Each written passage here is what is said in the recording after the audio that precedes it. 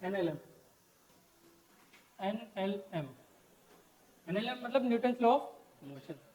देखो एक्चुअल में देखा जाए ना तो फिजिक्स स्टार्टिंग यहाँ से होती है, फिजिक्स स्टार्टिंग यहीं से होती है। जो काइनेमेटिक्स ये पढ़ते हैं तो मैथमेटिक्स का पार्ट है देखा जाए, क्योंकि वो तो कहीं भी काम आ सकती है। लेकिन अगर आपने फिजिक्स अगर देखा जाए कि फिजिक्स, तो एक्चुअल में फिजिक्स अगर आपने काइनेमेटिक्स नहीं भी पढ़ा होगा ना तो भी आपका इसमें काम चल जाएगा। लेकिन अगर आपने एनएलएम नहीं पढ़ा तो आपका आगे तक कहीं तक काम नहीं चलेगा। तो अगर हम क्या पढ़ते थे काइनेमेटिक्स के अंदर, अपन मोशन को पढ़ते थे, मोशन पढ़ते थे, लेकिन अपन उसके कोज के बारे में हमें कुछ पता नहीं होता था और हम उस पर ध्यान नहीं देते थे। लेकिन हमें ध्यान किस पे देना है, मोशन पर, कि क्यों हो रहा है। तो वो ऑब्वियसली पता है कि वो नाम में चुका है न्यूटन लॉ ऑफ मोशन, तो वो किसी फोर्स की वजह से मोशन हो रहा होगा, है ना। तो हम पढ़ते थे जो वेलोसिटी होती थी वो कांस्टेंट होती थी। जब वेलोसिटी कांस्टेंट होती थी तो जो एक्सीलरेशन क्या हो जाता था, जीरो हो जाता था। लेकिन अब यहाँ पर क्या है, जो वेलोसिटी एक्चुअल में देखा जाए तो वेलोसिटी वेरिएबल होती है। अगर आप कोई सा भी मोशन करोगे, आप यहाँ से इधर जाओगे, तो ऐसा तो ही नहीं कि आप कंटिन्यू सेम स्पीड से जाते रहोगे। स्पीड अगर सेम भी रहेगी तो आप कहीं ना कहीं टर्न तो करोगे इसी, तो कहीं ना कहीं एक्सीलरेशन आएगा, एक्सीलरेशन आएगा तो फिर मोशन होगा, एक्सीलरेशन आएगा तो फिर फोर्स आएगा, ठीक है। तो जो वेलोसिटी होती है, वेलोसिटी, अब इसमें चेंज किस किस की वजह से होता था, या तो फिर मैग्नीट्यूड की वजह से या फिर डायरेक्शन की वजह से।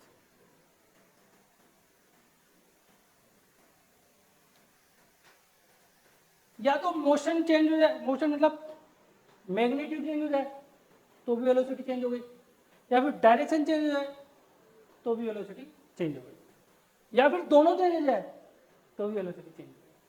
तो तीन तरीके, पहला या तो मैग्नीट्यूड चेंज हो जाए, सेकंड या फिर डायरेक्शन, या फिर दोनों चेंज हो जाए। तो जब चेंज होगा तो फिर क्या आ जाएगा मार्केट में, एक्सेलरेशन। अगर एक्सेलरेशन आ गया तो फिर क्या आ जाएगा, फोर्स। अब जब नाम में छुपा है न्यूटन लॉ ऑफ मोशन, तो अपन शुरुआत भी किससे करेंगे, न्यूटन लॉ ऑफ मोशन मतलब लॉ से शुरुआत करेंगे। तो लिखो न्यूटन लॉ ऑफ मोशन में first law, Newton first law. अब बताओ फर्स्ट लॉ क्या होता है, फर्स्ट लॉ के बारे में तो सुना होगा सबने, तो बताओ, क्योंकि क्लास 9 में भी पढ़ाया गया ऐसा कुछ, तो बता दो। अगर कोई बॉडी रेस्ट में है तो फॉर्मूला क्या होता है, वो सेकंड लॉ जो आप बोल रहे हो, है ना, force equal to mass into acceleration, that is second law. बोल रही तो मैंने, पता लगे इधर मार्केट में कहीं न्यूटन बाबा घूम रहे हो तो चटा चिपका दे, क्या गलत बात है। जो फर्स्ट थर्मोडायनेमिक्स थोड़ी चल रही है कि फर्स्ट लो, जीरोथ लो, सेकंड लो ठीक है। तो फर्स्ट लो, तो फर्स्ट लो में अगर कोई बॉडी रेस्ट में है तो रेस्ट में रहेगी, अगर कोई बॉडी मोशन में है तो मोशन में रहेगी, जब तक उस पर कोई एक्सटर्नल वर्क फोर्स वर्क ना करे, ठीक है। तो लिखो न्यूटन फर्स्ट लो, न्यूटन फर्स्ट लो।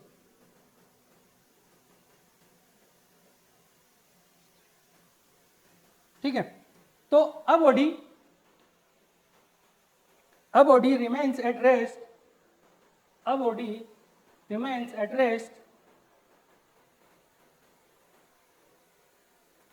और इन यूनिफॉर्म मोशन, यहाँ पे वो यूनिफॉर्म मोशन से चल रही है। a body remains at rest or in uniform motion, in uniform motion until and unless, until and unless an external force act upon it, an external force act upon it, an external force act upon it. This law is known as, इसका एक और नाम क्या है, law of motion या law of inertia. देखो this law is also known as law of inertia. अब इसमें एक वर्ड आया यूनिफॉर्म मोशन। अब आपने काइनेमेटिक अच्छे से पढ़ा है।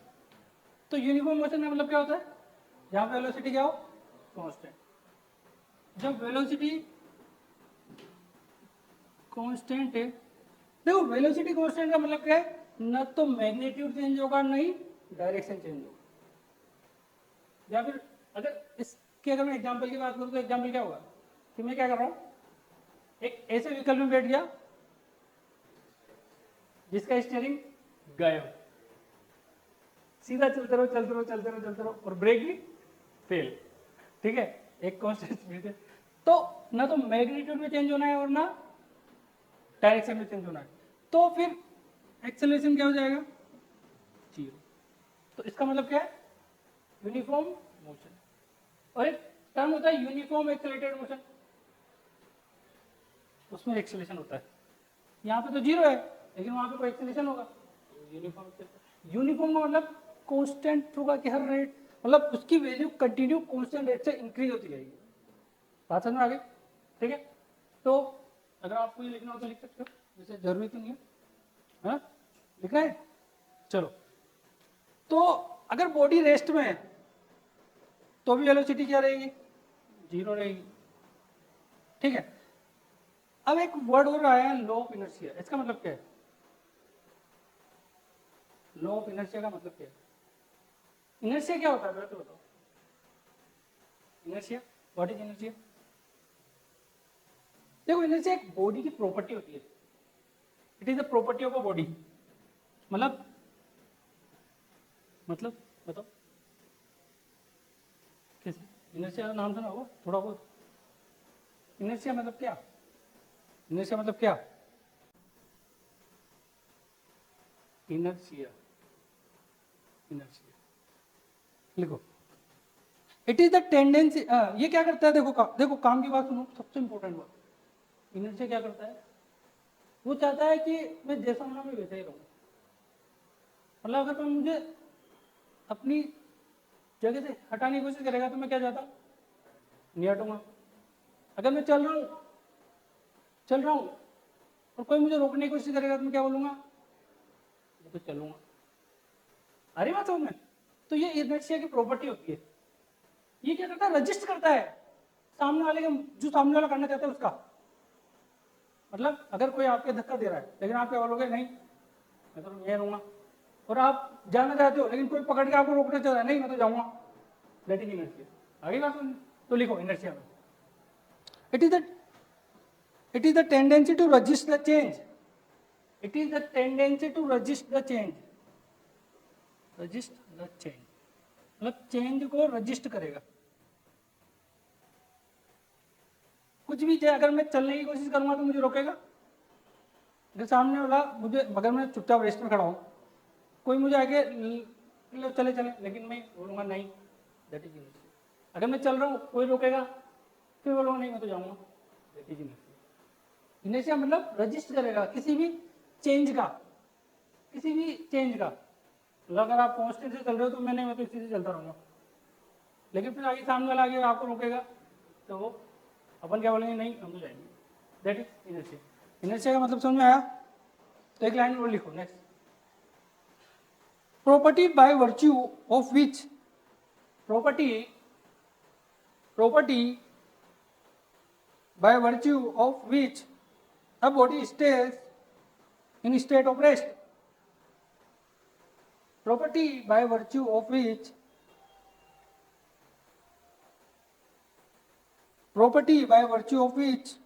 a body stays in state of rest, और यूनिफॉर्म मोशन। ध्यान रखना, यूनिफॉर्म मोशन लगाना इंपॉर्टेंट है, और uniform motion in a straight line motion, क्योंकि अपन स्ट्रेट लाइन मोशन की बात कर। नेक्स्ट लाइन लिखो, इनर्शिया किससे मेजर करते हैं, मास। तो लिखो, inertia is measured by mass of the body, मतलब इनर्शिया बॉडी के मास के अकॉर्डिंग मेजर किया जाता है। जिसका मास ज्यादा उसका इनर्शिया ज्यादा, जिसका मास कम उसका इनर्शिया कम। मान लो जैसे एक रेस हो रही है, ये रेस, ये अपना विनिंग पॉइंट है, यहाँ पे अपन रेस जीतेंगे। यहाँ से दो दो जने दौड़ लगा रहे मतलब रेसिंग, एक टिंकू भैया और एक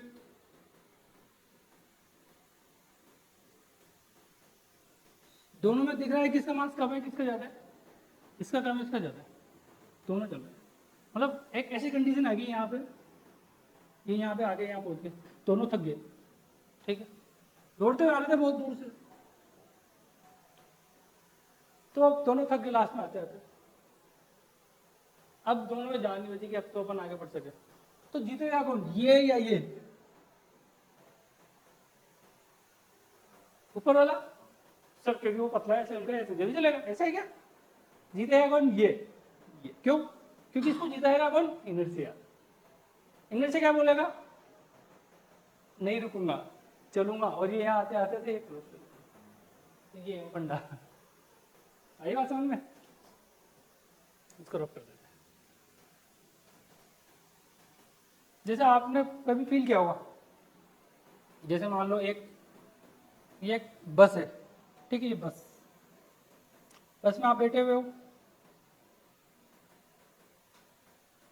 ठीक है, और ये बस चल रही किसी 20 स्पीड में, ठीक है, तो आपके जो अब अपने जो पैर है वो इससे अटैच है, तो ये भी क्या 20 स्पीड से चल रहे होंगे, बस की बात करो, बस के रेस है ना,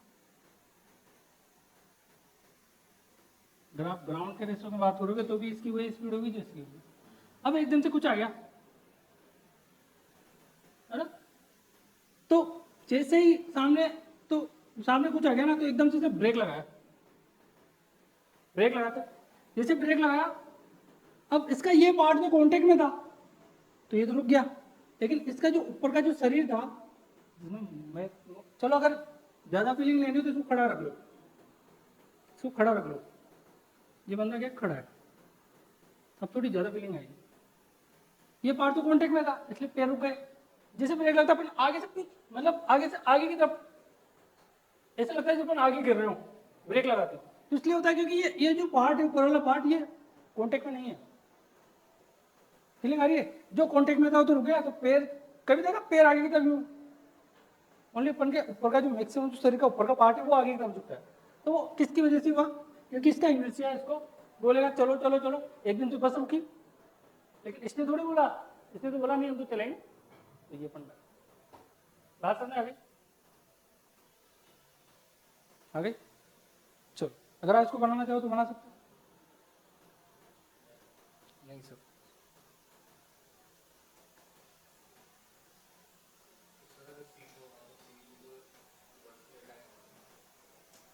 लेकिन सीट में उसमें भी आप बैठते हो ना, तो आगे से आगे झुकते हो नहीं झुकते हो, अटैच हो, लेकिन ऊपर का शरीर थोड़ी है, जहां तक अटैच है वहीं तक ही रहते हैं, जब जहाँ अटैचमेंट नहीं है ना, तो मास सेंटर मास में तो चीज होती है, मास के सब पूरा मास के सब जगह सेम रहता है क्या, फिर इसलिए कुछ ज्यादा फीलिंग के लिए मैंने ये एग्जाम्पल लिया, नहीं तो मैं उसी को भी ले सकता था, कोई प्रॉब्लम नहीं, सेम रहा है ना, आगे बात समझ, तो इस टाइप से मैं सोच विचार करना, तो इनर्शिया क्या होता है, प्रॉपर्टी ऑफ बॉडी, और जिसका मास ज्यादा उसका इनर्शिया ज्यादा, ठीक है, तो देखो एक एग्जांपल और लेते हैं, एक सरफेस है, मैंने 1 kg की बात करूं, इसका मास क्या है 1 kg, इस पर मैंने फोर्स लगाया 1 न्यूटन, ठीक है, सिमिलरली मैंने एक ऑब्जेक्ट और लिया,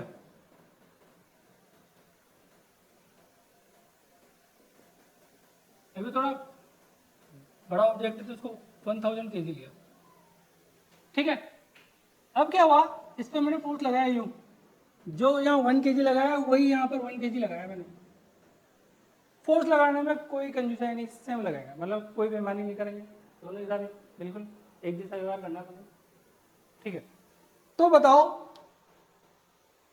ये पूरी सरफेस क्या है,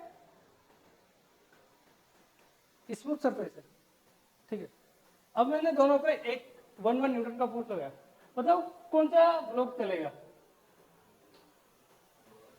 दोनों चलेंगे,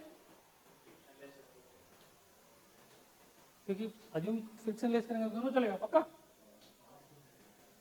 मैंने ये थोड़ी बोला, मैंने तो बोला कौन सा चलेगा। कौन कौन कहता है सर ओनली ये चलेगा, कौन कहता है सर ये भी चलेगा, मतलब दोनों चलेंगे, ठीक है। क्योंकि बहुत से स्टूडेंट्स को तो ये सोचते हैं ये छोटा है तो ये चलेगा, ये बड़ा है तो ये नहीं चलेगा, ठीक है। स्मूथ सरफेस की बात कर रहे हैं ना। फिर जब फ्रिक्शन आएगा, जब हम फ्रिक्शन को टेक इनटू अकाउंट, ठीक है, तो एक्सेलरेशन ऑफ ए क्या आना चाहिए, अगर ये 1 मीटर पर सेकंड स्क्वायर आएगा क्या, थोड़ा बहुत देखो 9 में थोड़ा बहुत तो पढ़े रखा है हमने, तो उससे अपन निकाल देते इक्वल टू टाइम है net force equal to 1/1 that is 1 metre पर सेकंड स्क्वायर। इसका एक्सेलरेशन क्या आएगा, अगर ये ए पॉइंट लिया इसको बी ले लेते हैं तो एक्सेलरेशन ऑफ बी क्या आएगा 1/1000 दैट इज 0.001 मीटर पर सेकंड स्क्वायर, ठीक है। तो बताओ कौन तेजी से चल रहा है कौन स्लो चल रहा है, ठीक है। तो अगर मैं बात करूं velocity of 1 with respect to A, मतलब 1 का मतलब है 1 सेकंड के बाद, ये तो इनिशियली था 1 सेकंड पर ए की बात कर रहा हूं, ठीक है। तो इसका मतलब क्या है बताओ, तो इसकी वैल्यू अगर मैं बोलूं 1 मीटर पर सेकंड, देखो काइनेमेटिक्स पढ़ रखी है तो मैं मान लो आप कर लोगे 1 मीटर, इसकी वैल्यू क्या आनी चाहिए, कितनी आएगी, कितनी वही आएगी जो इसकी है। अरे इसका फीलिंग का इसका मतलब क्या होता है कि 1 सेकंड में इसकी वेलोसिटी 1 मीटर पर सेकंड जाएगी और इसकी वही 1/1000 मतलब 0.001 मीटर पर सेकंड, यही है इसका मतलब। एक्सेलरेशन का मतलब क्या होता है, देखो एक्सेलरेशन का मतलब क्या है मीटर पर सेकंड अपॉन सेकंड, 1 सेकंड में इसकी स्पीड इतनी बढ़ जाएगी, प्लस में तो माइनस में तो कम हो जाएगी, यही इसका मतलब ये ज्यादा तेजी से चल रहा है ये कम तेजी से चल दोनों रहे, ठीक है। चलो तो हेंस अपन क्या बोल सकते हैं, जो इनर्शिया है, inertia of body B is मतलब किसका ज्यादा हो, उसका या इसका,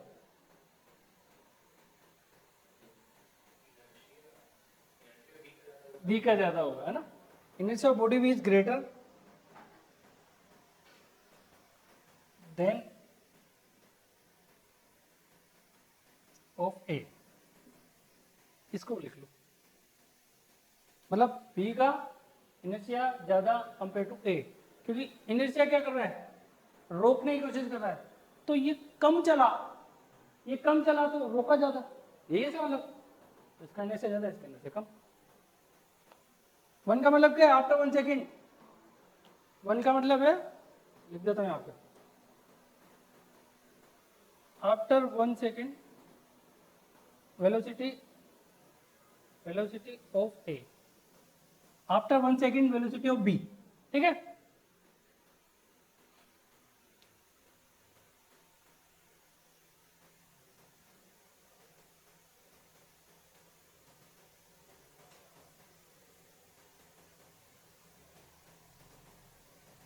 हो गया,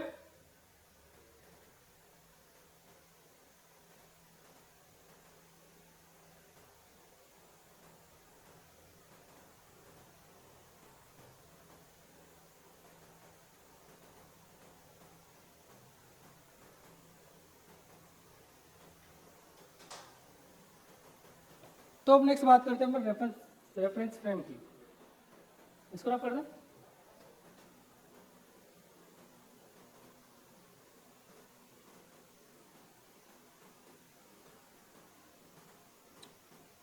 तो आपने रेफरेंस फ्रेम का नाम सुना है, तो रेफरेंस फ्रेम क्या होता है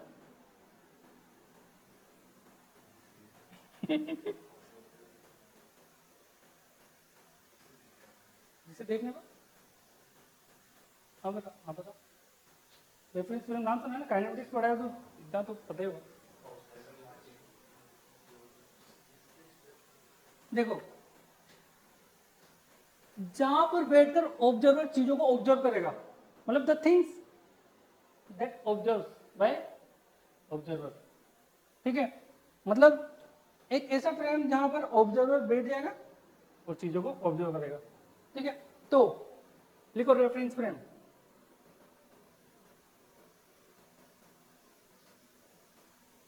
रेफरेंस फ्रेम, ठीक है। तभी बताने की जरूरत तो नहीं है ना कि वहाँ पे कौन को ऑब्जर्वर को बिठाना है, ऐसा कुछ तो नहीं है ना। अगर आप चाहो तो by default upon reference frame क्या लेते हैं, अर्थ, हाँ ग्राउंड या फिर अर्थ की सरफेस ले लो, वही ग्राउंड, अर्थ की सरफेस ही ग्राउंड है अपने लिए। तो रेफरेंस फ्रेम दो टाइप के होते हैं, कौन कौन से,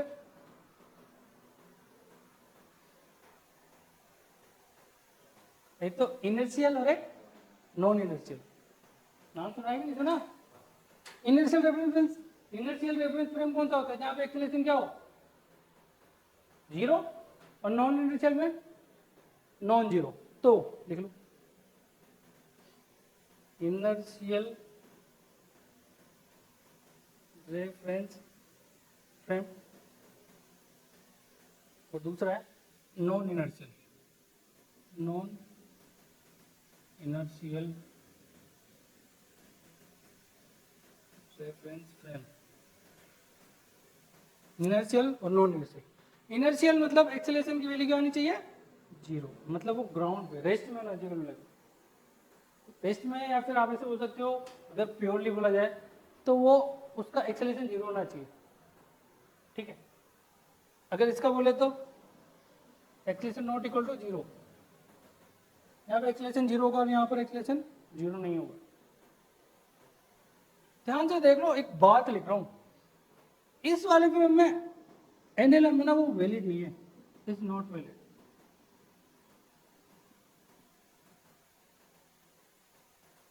क्योंकि जब जब हम क्वेश्चन करते हैं हम इसको ध्यान नहीं रखते और हम क्या करते हैं, उड़ जाते हैं।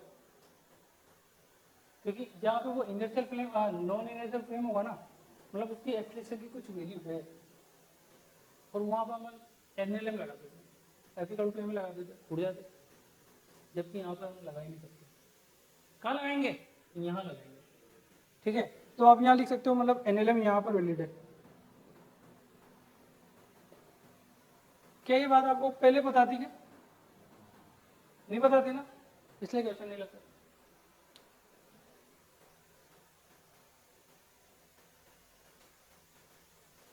जैसे मान लो एग्जांपल ले लेते, जैसे कि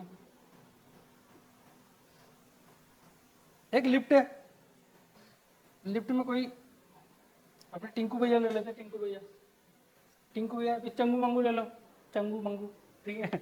तो टिंकू भैया को ये बी बोल दिया था, और ये ऊपर जा रहे हैं कांस्टेंट वेलोसिटी से, क्या मैं इसमें एनएलएम लगा सकता हूँ, क्योंकि यहाँ पर एक्सेलरेशन क्या है, जीरो है, ठीक है। हरी बात समझ, जहां पर एक्सेलरेशन जीरो होगा ना मैं वहां पे एनएलएम लगा सकता हूँ, और जहां जीरो नहीं होगा वहां पर।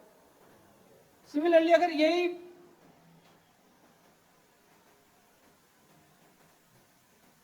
वेरिएबल वेलोसिटी से जा रहा होगा तब मैं यहां नहीं लगा पाऊंगा। हरी बात समझ,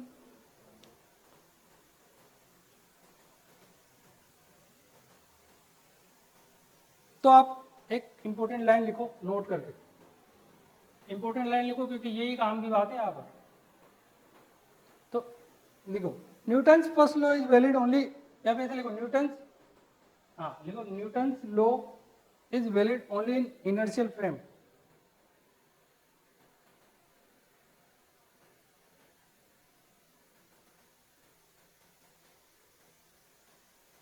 Newton's law is valid only in inertial frame.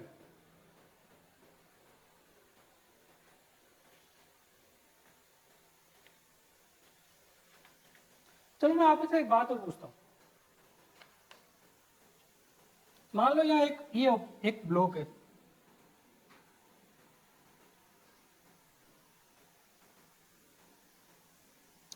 इसमें कोई फोर्स एफ लगाया, कोई एम मास का ब्लॉक है, कोई फोर्स एफ लगाया, अब मैंने इस पे फोर्स लगा रखा है, तो क्या इस बात पे डिपेंड करेगा कि रेफरेंस इनर्शियल फ्रेम पे देखने पर इस पर कुछ और फोर्स फील होगा क्या, नॉन इनर्शियल देखने पर कोई इसको कोई और फोर्स फील होगा क्या, क्योंकि कोई बॉडी है उस पर जो फोर्स लग रहा हो तो वही लग रहा होगा, उसको कोई चेंज थोड़ी होना है। इसका मतलब क्या है कि जो फोर्स है वो न तो इनर्शियल रेफरेंस फ्रेम पे डिपेंड करता है ना नॉन इनर्शियल, मतलब कोई मिला के force does not depend on reference frame.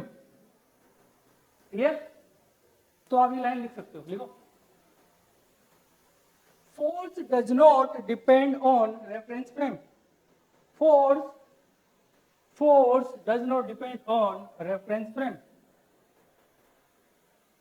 Force does not depend on reference frame. तो ये फर्स्ट लॉ। अब अपन सेकंड लॉ की बात करेंगे, क्योंकि मेन टारगेट अपना सेकंड लॉ है।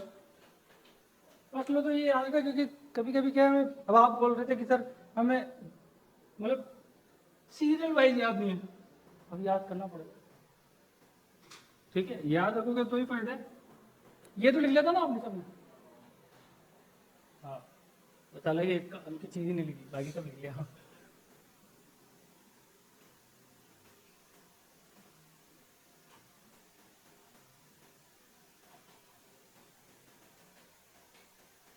तो अब लिखो न्यूटन सेकंड लॉ।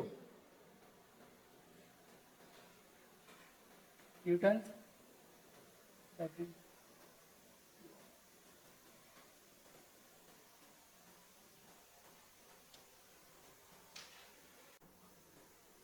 तो अगर इसको प्योरिटी से बोले तो न्यूटन सेकंड लॉ क्या होता है? सबसे पहले तो बताओ रेफरेंस फ्रेम कौन सा होगा, इनर्शियल या नॉन इनर्शियल? इनर्शियल है ना। तो अपन इसको ऐसे बोलेंगे, in inertial reference frame the rate of change of momentum with respect to time, that is Newton second law.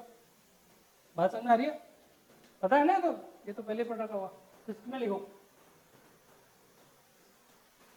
वो किसके इक्वल होगा? जो rate of change of momentum है वो किसके इक्वल होगा? जो अपन ने एक्सटर्नल फोर्स लगाया ना उसके इक्वल होगा। एक्सटर्नल फोर्स क्यों? क्योंकि अपन इंटरनल थोड़ा लगा रहे, फोर्स तो अपन इंटरनल तो लगा नहीं सकते, वो एक्सटर्नल फोर्स से लगा पाएंगे अपन? इंटरनल फोर्स कभी लगाना जानते हो? लगाएगा कभी? क्योंकि सर हमने माइंड से सोच लिया और लग गया फोर्स, ऐसा तो कुछ नहीं। हाँ तो लिखो इन अ inertial reference frame, in a inertial reference frame the rate of change of momentum of body in a inertial reference frame, in a inertial reference frame, in a inertial reference frame the rate of change of momentum of body is equal to the rate of change of momentum of body is equal to the external force acting on it, जो उस body पर external force लगाया जा रहा होगा उसके बाद। अब ये है एक्सटर्नल फोर्स और ये होगा नेट फोर्स। कौन सा फोर्स? Net force. लिख लो that is rate of change of momentum. Momentum क्या होता है? P equal to mass into velocity. ये जानते हो ना? नहीं जानते? हाँ, तो लिख लो where P equal to m into v, that is momentum. और m क्या है? Mass of the body, body का मास होगा। ठीक है, और F क्या है? Net external force. Net force है, ध्यान रखना, net external force, net external force. अब अगर इसकी वैल्यू में यहां देखो, ये अपन ने पढ़ा है इक्वल टू dp/dt। अगर मैं इसकी जगह ये वैल्यू पुट करूं तो बताओ आगे की क्या कंडीशन होगी? इसके बाद किस स्टेप क्या आएगी? मास तो कॉन्स्टेंट रहेगा क्या? हर टाइम मास कॉन्स्टेंट रहेगा? हाँ, नहीं, नहीं तो क्यों नहीं? अगर हाँ तो क्यों हाँ? बताओ। हाँ, आपने बोला हाँ तो बताओ। हाँ, सामने देखा पार्टिकल बॉडी जा रही है, बॉडी कॉन्स्टेंट। ये थोड़ी कि हवा में गायब हो जाएगा उसका, ऐसा कुछ। हाँ बताओ, नहीं का कारण बताओ। रॉकेट में उसमें क्या प्रोपल्शन होता है, मास फ्यूल घूमता रहता है, ऐसा कुछ। देखो सबसे बेस्ट एग्जाम्पल, मान लो आप किसी अपार्टमेंट में रहते हो, ठीक है, कौन से फ्लोर पे थे आप? 12th फ्लोर डायरेक्ट, ठीक है। अब घर में पानी नहीं आ रहा है ना, मम्मी ने बोला बेटा जो पानी गया नीचे से भर के बाल्टी भर के, बाल्टी ले आना, अपने बाथरूम में रखिए, बाल्टी ले जाना, ठीक है। तो आप ठीक है, आप फटाफट गए, बाल्टी उठा के चले गए, ठीक है, फटाफट बाल्टी भरी ऊपर आ गए, बाल्टी में देखा तो बाल्टी खाली। फिर आपके फटाफट मम्मी ने कहा बेटा पानी मंगाया था, खाली क्यों लाया? आपने सोचा यार ये तो जादू है, पानी तो भर के लाया तो गायब कैसे हो, कैसे? फिर आपने थोड़ी देर बाद देखा है उसमें तो होल हो रहा है, कुछ फीलिंग आएगी, मास चेंज हो रहा है कंटिन्यूसली, फुल भरी थी बाल्टी, धीरे धीरे मास डिक्रीज होता जा रहा है, ठीक है। अब आपको वो रॉकेट वाला भी सही एग्जाम्पल है, आपने देखा होगा कि रॉकेट होता है, लास्ट में पार्ट्स रिमूव होते जाते हैं, देखा ना, ठीक है। अपन को उस लेवल पर ले जाना भी, ठीक है। तो मास हमेशा कांस्टेंट नहीं रहेगा, जरूरी नहीं है, इसलिए एफ इक्वल टू एम ये वैलिड नहीं है, ये जरूर वैलिड है। एफ इक्वल टू एम कब वैलिड है? जब मास कांस्टेंट होगा। बात समझ में आ गई? तो अगर मैं अब देखो, आपने यू इंटू वी मेथड पढ़ा है, यू इंटू वी मेथड, छोड़ो पकड़ो मेथड, उससे अपन क्या करेंगे, इसका डिफरेंशिएशन करेंगे। तो क्या हो जाएगा, एक बार मास कांस्टेंट ले लो D by D T, plus plus एक बार वी कांस्टेंट ले लो D M by D T. तो इसको क्या बोलता हूं मैं, rate of change of velocity, rate of change of velocity, इसको क्या बोलूंगा, अरे वाह, rate of change of mass. तो अगर किसी ने मास फ्लो रेट पूछा, इसको मास फ्लो रेट भी बोल सकते हैं, मास फ्लो रेट, लेकिन उसको अपन कहां पे काम लेते हैं, फ्लूइड में, फ्लूइड मैकेनिक्स, फ्लूइड से रिलेटेड होता है, तो वहां पे ये वर्ड काम होता है। जब मास फ्लो, एक पाइप से मास फ्लो होगा तो पूछा जाएगा इसका मास फ्लो रेट क्या है, तो डिस्चार्ज, तो वहां पर मोस्टली, ठीक है। इसको लिखो फटाफट,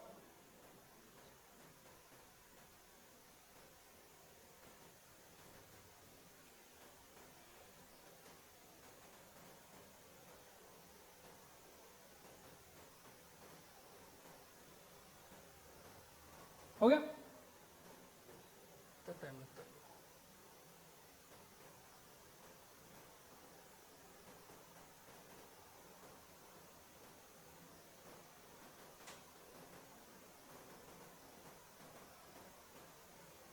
हो गया? चलो अपन इसमें एक स्टेप और आगे बढ़ जाता है। अगर मान लो मैं बोल दूं मास चेंज नहीं हो रहा, if mass of the body does not change, अगर बॉडी का मास चेंज नहीं हो रहा तो क्या ये जीरो हो जाएगा क्या?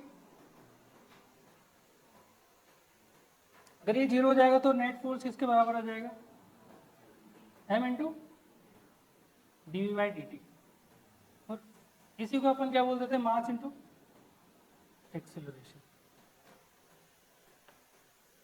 ठीक है। बात समझ में आ गई? करो करो,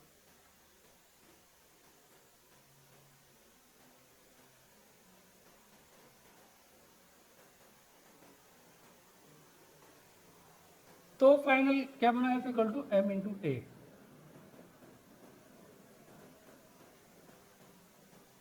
मतलब जो फोर्स, जो एक्सेलरेशन की डायरेक्शन है वही क्या फोर्स की डायरेक्शन होगी, ठीक है। तो ये कॉज है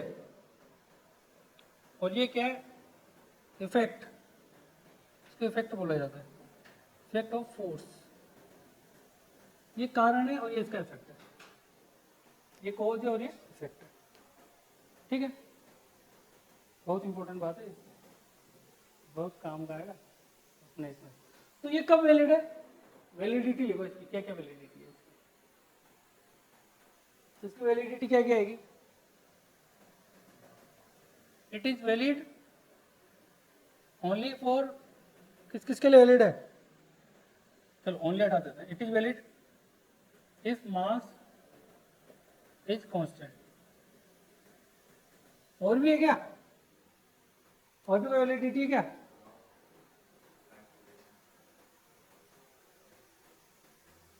इनर्शियल फ्रेम, ठीक है। एंड ऑब्जर्वर, ऑब्जर्वर क्या होना चाहिए? Must be in inertial frame, inertial reference frame,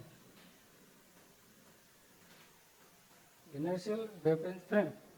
तो आपकी कुछ स्टार पॉइंट लगा के लिखो, ताकि डायरेक्ट क्वेश्चन बनता है, डायरेक्ट इसलिए बोल रहा हूँ। स्टार पॉइंट लगा के लिखो, लिखो, एरो बना के लिख लेना ना, लिखो। First,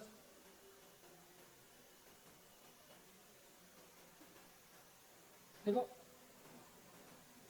M A vector is not a force, ये फोर्स नहीं है। M A vector is not a force, ये फोर्स नहीं है, ये इफेक्ट है। मतलब ये नेट फोर्स का इफेक्ट है ना, नेट फोर्स है ना। तो ये फोर्स नहीं है, इसलिए अपन कभी भी जब भी फ्री बॉडी डायग्राम बनाएंगे ना, तो उसमें इसको इंक्लूड नहीं करते हैं। कभी आपने अगर फ्री बॉडी डायग्राम बनाया होगा तो इसको कभी इंक्लूड किया क्या? डायरेक्ट जो फोर्स आता है उसको इसके बराबर कर देते, तो उसको एफबीडी में इंक्लूड नहीं करते, इसलिए क्योंकि ये फोर्स ही नहीं है, ठीक है। तो M A vector is not a force, hence during the force analysis it should not included, during the force analysis it should not included।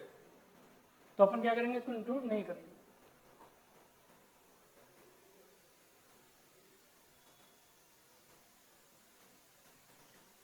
और अपन क्या करते हैं, ओनली वही फोर्स को इंक्लूड करते हैं जो सराउंडिंग लगा देंगे। सराउंडिंग में फोर्स लग रहे होंगे ना, बस वही लगाएंगे। एक तो इंटरनल फोर्स लगाने लग जाओ ओनली सराउंडिंग में। अब सराउंडिंग की फोर्स कैसे है वो अपन आगे पढ़ेंगे। तो नेक्स्ट लाइन में लिखो, देखो during force analysis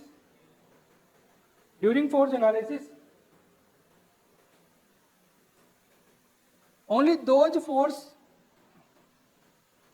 during force analysis only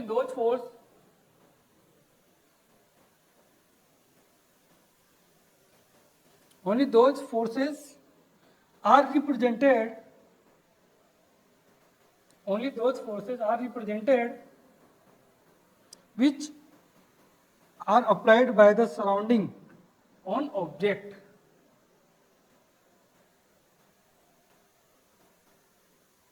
which are applied by the surrounding on object। मतलब सराउंडिंग लगाएगी ऑब्जेक्ट को, वही अपन इसमें इंक्लूड करते हैं। अब देखो जो नेट फोर्स आया अपना F इक्वल टू एम है, वो अपन एक्सिस के अकॉर्डिंग ले सकते हैं कि एक्स डायरेक्शन में क्या, जैसे नेट, ऐसे में लिख देता हूं, net force on X axis, मतलब net force along the X axis लिखेंगे, along the X axis, X axis के अलोंग कुछ मत करो, जो एफ है ना उसको एक्स लिख के एम इंटू ए एक्स लिख लो। अगर same net force along the Y axis होगा तो एफ वाई बोल देंगे, वो हो जाएगा M into A Y. Similarly net force along the Z axis होगा तो क्या हो जाएगा, F Z, that is M into A Z. तो आप एक्स डायरेक्शन के अलोंग ये लगाओगे, वाई के अलोंग ये लगाओगे, जेड के अलोंग ये लगाओगे, तो ये एक्स वाई जेड के अलोंग। चलो देखो अभी अपन एक क्वेश्चन करते हैं। अब क्वेश्चन से क्या चीज क्लियर होती है, जैसे कि मैं फर्स्ट क्वेश्चन की बात करता हूँ, क्वेश्चन नंबर 1। मैंने क्या एक हॉरिजॉन्टल प्लेन के अंदर एक ब्लॉक को रख दिया, ये हॉरिजॉन्टल प्लेन मतलब एक टेबल पे रख दिया हॉरिजॉन्टल प्लेन, ठीक है। अब ये 2 kg का ब्लॉक है, इस पर मैंने क्या किया 20 न्यूटन लगाया और ये किसी एंगल पे लगा दिया 10 न्यूटन और ये एंगल दे दिया 37 डिग्री। अब मैं क्वेश्चन पूछ रहा हूं what is the acceleration of the block, block का एक्सेलरेशन क्या होगा बताओ। देखो अपन अभी फ्रिक्शन नहीं पढ़ रहे तो अपन मोस्टली सारी चीजें अपन क्या स्मूथ सरफेस लेके बात करेंगे, है ना। जब फ्रिक्शन आएगा जब अपन उसको कंसीडर करेंगे तो आप ये मत लग जाना चाहिए फ्रिक्शन भी लगेगा, क्योंकि कुछ स्टूडेंट्स होते हैं जो यहीं पे फीलिंग लगाने लग जाते फ्रिक्शन की। अगर फ्रिक्शन यहाँ नहीं होता तो चैप्टर क्या होता फिर आगे, चैप्टर है तो उसको सेपरेट पढ़ना पड़ता है, इसलिए तो पढ़ते हैं, फिर उसी टर्मिनोलॉजी को मिक्स करते हैं अपन। तो अगर मान लो ये किसी प्लेन में है तो क्या ऐसे मान लो ये एक्स ये वाई, तो बताओ एक्सेलरेशन ऑफ द ब्लॉक क्या आएगा, कितना है बेटा सोल 14, किस किस का 14 आया।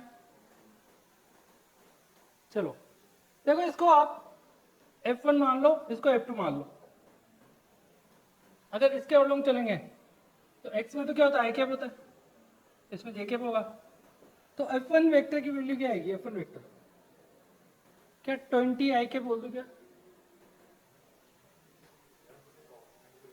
हाँ तो एंगल दिया तो F2 वेक्टर क्या हो जाएगा,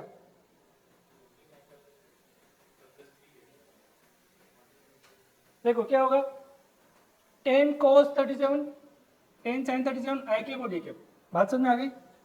तो ये हो जाएगा 8 आई कैप प्लस 6 जे कैप, मतलब ये इसको सोल्व करोगे ना जैसे 10 cos 37 डिग्री और ये करोगे 10 sin 37 डिग्री, तो इसकी वैल्यू क्या आ जाएगी 8 और इसकी 6, तो ये 8 आई कैप 6 जे कैप।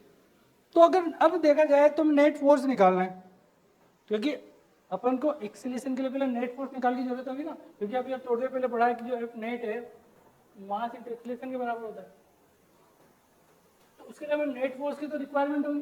तो नेट फोर्स निकाल रहे तो नेट फोर्स क्या होता है, दोनों को ऐड कर देंगे F1 प्लस F2, तो क्या आएगा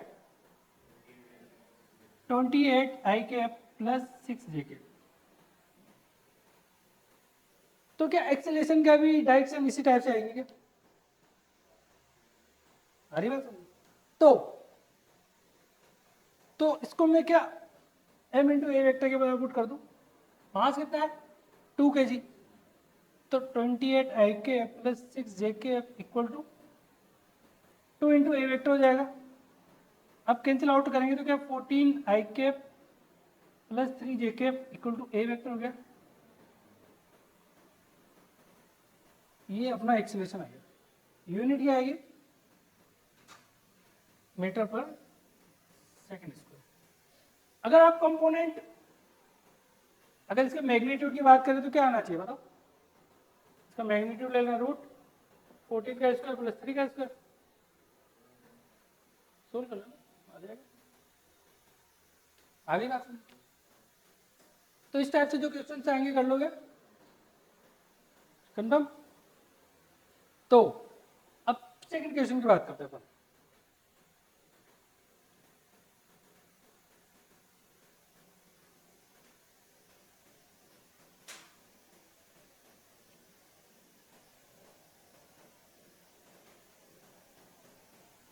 ये तो लिख तो लिया था ना आपने। चलो देखो नेक्स्ट क्वेश्चन, क्वेश्चन है कि मैंने क्या किया, देखो प्लेन हॉरिजॉन्टली है, एक फोर्स लगा है इधर 20 न्यूटन, ये नीचे नहीं लग रहा है, एक प्लेन है, एक किधर लग रहा है, एक किधर लग रहा है, एक किधर, एक किधर, किसी हॉरिजॉन्टल प्लेन की बात हो रही है, लिख लेता हूं मैं। हाँ हॉरिजॉन्टल प्लेन, मतलब एक टॉप व्यू है। तो मतलब ये इसको बैलेंस मत कर देना एमजी से, ये तो कुछ होता है जिसमें दिमाग कुछ ज्यादा काम करने लग जाता है इसलिए है ना। 20 न्यूटन, ये 6 न्यूटन, ये 10 न्यूटन, और ये हो जाएगा 10 न्यूटन, दैट इज 53 डिग्री। अब आपको सेम क्वेश्चन है, what is the acceleration of the block, कर दोगे अब आप तो फटाफट। सर अब तक क्या है, अब तक क्या है, देखो शुरू शुरू में अभी आपको ऐसा फील होगा कि अभी क्या अपन ओनली शुरू में थ्योरी पोर्शन से ज्यादा ध्यान देंगे, जैसे थ्योरी पोर्शन कंप्लीट होगा तो अपन भर भर के न्यूमेरिकल शुरू कर देंगे, तो न्यूमेरिकल में कोई कमी नहीं रहेगी, टेंशन मतलब, बस थ्योरी को ढंग से पढ़ना। इनर्शियल नॉन इनर्शियल कर पूछूंगा मैं आपसे, तो इसको करना।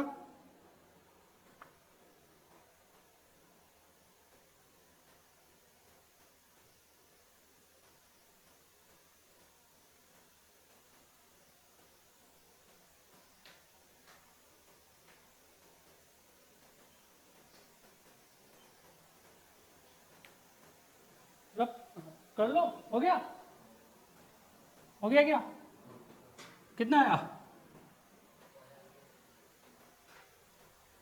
5 आई कैप माइनस 6 जे कैप आ गया बेटा, चेक कर रहे हैं।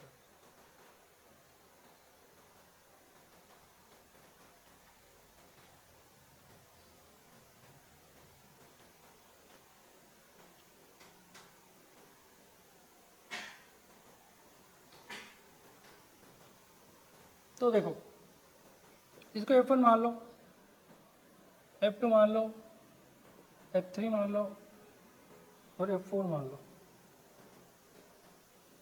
तो जो नेट फोर्स होगा वो क्या हो जाएगा, F1 plus F2 plus F3 plus F4, ठीक है। अगर इसको एक्स वाई प्लेन मानेंगे तो जो नेट फोर्स है वो कितना आना चाहिए, डायरेक्ट लिखो सॉल्व करके, कर लोगे, देखो कैसे, ये तो आई कैप हो जाएगा इसका जे कैप और ये इसका हॉरिजॉन्टल कंपोनेंट, तो 10 cos 53 यहाँ लिख देते हैं, 10 cos 53 और ये हो जाएगा 10 sin 53, बस कंपोनेंट इसे करेंगे, इसके तो क्या हो जाएगा माइनस ए कैप और इसका माइनस आई कैप, तो 10 में से ये माइनस करना और इसको ऐड कर देना, तो इससे F1 हो जाएगा। सिमिलरली F2 तो ये है ही, सॉरी ये और ये F2 ये दोनों मिलकर है ना, और ये F3 हो जाएगा, तो डायरेक्ट लिख रहा हूँ मैं, तो F net equal to value आ रही है इसकी 10 I cap minus 12 J cap, ये आ रही है। तो इसको m इंटू ए के बराबर पुट करते हैं, इसको m इंटू ए के बराबर पुट करते हैं, m कितना है 2 इंटू ए वेक्टर, तो ए वेक्टर की वैल्यू क्या आनी चाहिए बेटा 5 आई कैप माइनस 6 जे कैप मीटर पर, ये आंसर। अगर मैग्नीट्यूड की बात करेंगे तो हम निकाल लेंगे क्या, ठीक है।